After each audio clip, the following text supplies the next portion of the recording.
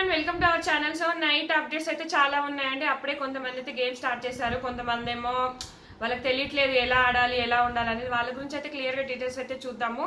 First thumbnail పైన పెట్టినట్టుగా ప్రియా ఎందుకు ఏడ్చింది, అలాగే వీళ్ళంతా మాస్క్ మ్యాన్ పంచులు, అలాగే ప్రియా ఏడవడం అనేది చాలా అనవసరం అనిపించింది. అబ్బా ఫస్ట్ డేనే ఫ్యామిలీని మిస్ అవ్వడం ఏంటి, ఫస్ట్ డేనే ఫోన్ మిస్సింగ్ ఆడడం ఏంటి, ఫోన్తోనే ఉంటాను, నాకు ఫోనే ప్రపంచము, ఫోన్లో సాంగ్స్ పెట్టుకుంటాను, ఇదంతా వేస్ట్ అనిపించింది నాకైతే.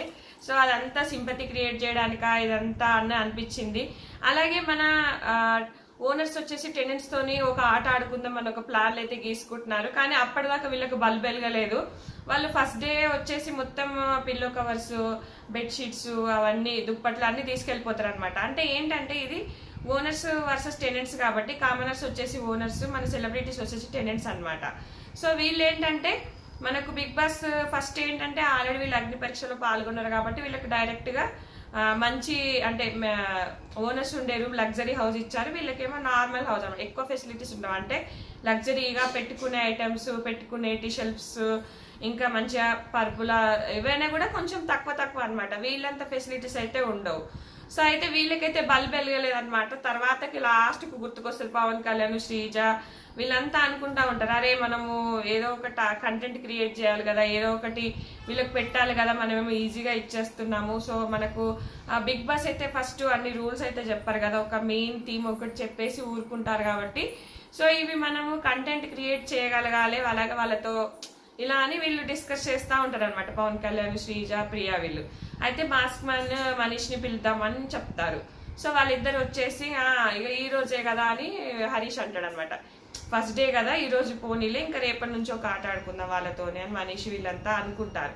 అలాగే ఊరికే ఇవ్వకుండా, సపోజ్ వాళ్ళకి ఏదైనా ఐటెం కావాలి అంటే ఊరికే ఇవ్వకుండా ఏదైనా ఒక ఫన్ యాక్టివిటీయో లేకపోతే ఏదో ఒక డాన్స్ ఏదో ఒకటి చేపియడం వల్ల ఏంటంటే జనాలకు ఎంటర్టైన్మెంట్ ఉంటుంది. సో మనకు కూడా బాగుంటది, ఊరికే ఇవ్వకుండా ఏదో ఒక టాస్క్ పెట్టి ఇచ్చినట్టుగా ఉంటుంది అని చెప్పేసి హరీష్ మాస్క్ మ్యాన్ చాలా మంచి ఐడియా ఇచ్చినట్టు అనిపించింది.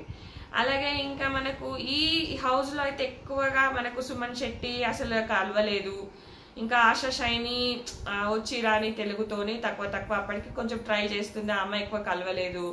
ఇంకొకటి సంజన గార్లాని, ఈమె కూడా కొంచెం ఓవర్ గా అనిపించింది. ఏంటంటే ఫస్ట్ ఏమో వంట లాస్ట్ లో మనకు ప్రియాని సెలెక్ట్ చేసుకోమంటారు కదా వంట చేయమని.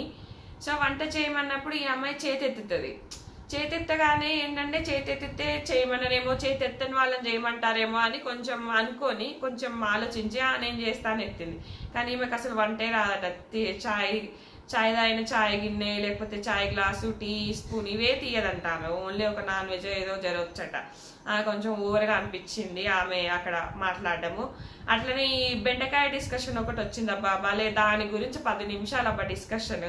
Mask man, Tanuja, demon Pavan వీళ్ళంతా ఇంకా బెండకాయ గురించి, బెండకాయ నేను ఇట్లా చేయాలి, బెండకాయ జిగురు లేకుండా ఫస్ట్ ఏం చేయాలి, బెండకాయ అట్లా చేయాలి, ఇట్లా ఇదే సోది డిస్కషన్. దాని మీద ఒక బెండకాయ కూర గురించి నేను ఇలా చేయాలి అలా చేయాలని అక్కడ ఒక చిన్నగా డిస్కషన్ అయితే జరిగింది.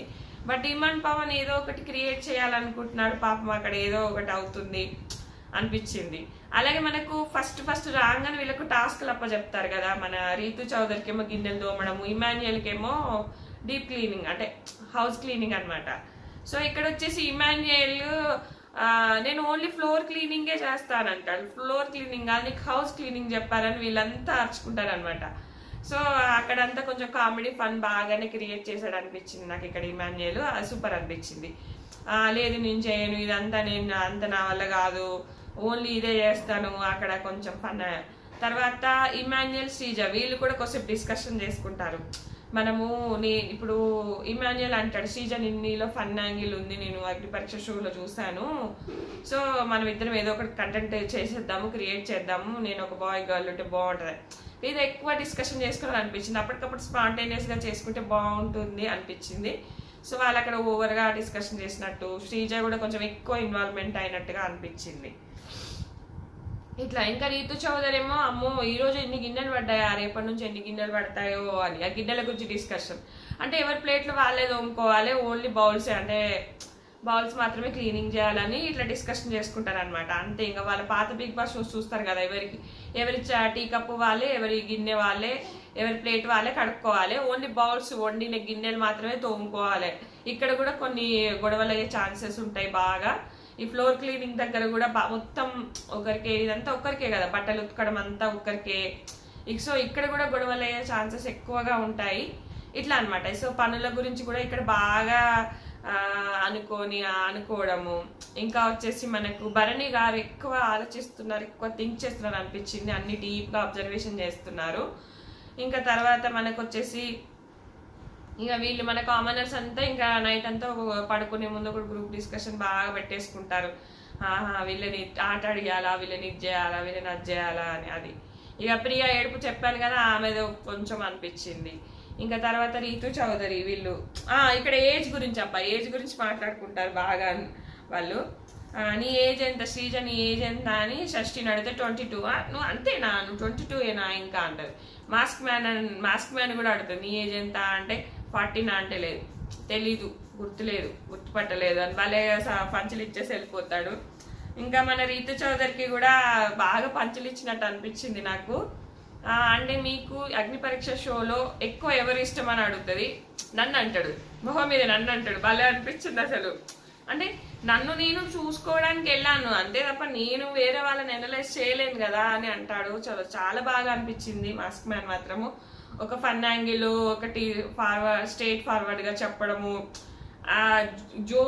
జోక్స్ కూడా, ఆ మాటలలో జోక్స్ కూడా బయటకు వస్తున్నట్టు అనిపిస్తుంది నాకైతే. అది బాగా అనిపించింది కొంచెం. అంటే ఇక ఫ్లోర్ క్లీనింగ్, ఆశా షైని, మనీష్ వీళ్ళు తెలుగు టాకింగ్ గురించి మాట్లాడుకుంటారు. అలాగే నేను మాస్టర్ అయితే నువ్వు, ఇక మాస్క్ మ్యాన్ ఇమాన్యుయల్ కూడా భలే పంచులు వస్తాయి. నేను మాస్టర్ అయితే నువ్వు బ్లాస్టరు, ఇవన్నీ నాకు ఎవరు స్ట్రేట్ ఫార్వర్డ్ అనమాట, ఏదైనా కూడా చెప్పేయడము. సో ఇట్లా అనిపించింది. ఇంకా అందరినీ కవర్ చేశాను మోస్ట్లీ అంతే. ఇంకా ఆశా షైని, సంజన గార్లని వీళ్ళంతా తక్కువే. ఇక మనీష్ కూడా ఇంకా థింక్ చేశాడు అనమాట, ఎక్కువ ఎవరు మాట్లాడుతున్నారు, ఎవరు. ప్రియా గురించి కొంచెం బాగా అబ్జర్వేషన్ చేసినట్టు అనిపించింది. ఏంటంటే ఇక్కడ మనం అదేదో నా స్కిన్ ఇలా అయింది, మా డాడీ టీషర్ట్ అనేదో చెప్తుంటే అవును నేను అది నేను ఇదని ఆమె కొంచెం చెప్తుంటే డీప్ గా వినుకుంటూ కూర్చున్నాడు. ముందు ముందు ఏదో ప్లాన్ వేస్తాడు అబ్బా మనీష్ మాత్రమే. ఫస్ట్ ఆలోచిస్తాడు, తర్వాత ఇంకేదో చేస్తాడు. సో నెక్స్ట్ నేను నెక్స్ట్ వీడియో నాది వచ్చేసి నాగాకి అన్యాయం గురించి. అలాగే ఇంకొకటి ఎవరు ఎలిమినేట్ అవ్వచ్చు అది కూడా నా గెస్ట్ ప్రకారం అనమాట. సో అది ఆల్మోస్ట్ అవుతుంది నామినేషన్స్ లో కనుక వస్తే ఆ వీడియో కూడా చూడండి. ఇంకా నైటే చేస్తానండి mostly mid night live updates కూడా. సో నా ఛానల్ని ఖచ్చితంగా ఫాలో అవ్వండి. అలాగే నా ఇన్స్టాగ్రామ్ లింక్ కింద ఇస్తాను, అది కూడా ఫాలో అవ్వండి. ఇంకా నేను షార్ట్ వీడియోస్, క్విక్ వీడియోస్ కూడా వెంటనే అప్డేట్స్ ఇస్తూనే ఉంటాను.